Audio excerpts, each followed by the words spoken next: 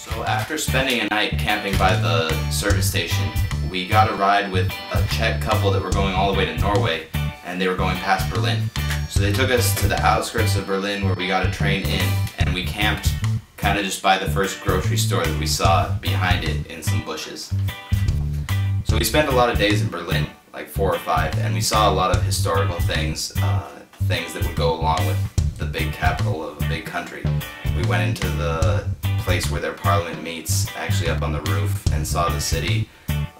We went to the Holocaust Memorial, to a lot of different museums that had to do with that era. We took a walking tour that was pretty interesting. We saw parts of the Berlin Wall. So by far our worst morning ever was our last morning in Berlin, the day that we were going to hitchhike to Hamburg. It was raining, our tent was full of water, and there were slugs on it. It was dirty, there was garbage everywhere. It was really bad. So we picked up the tent, and we actually didn't even pack it up there because it was just too messy. So we took it all to the store, and we were trying to wash things. We were trying to wash our emergency blankets and David's emergency bag, and it was really bad.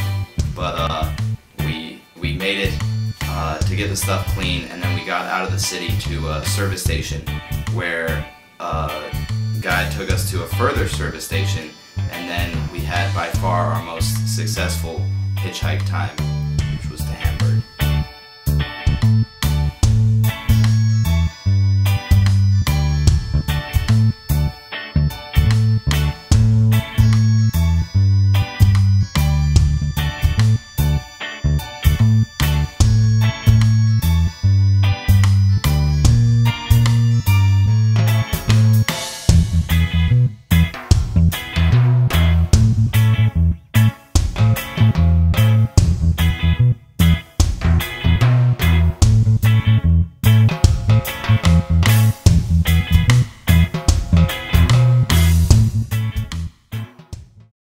So the next night we were in Hamburg, we had met someone that said we could camp in his yard, but that didn't work out. So we were out in his neighborhood, and we were kind of walking by a cornfield, and we saw this kind of small statured guy far away, and I said, I'm going to ask if we can camp in his yard.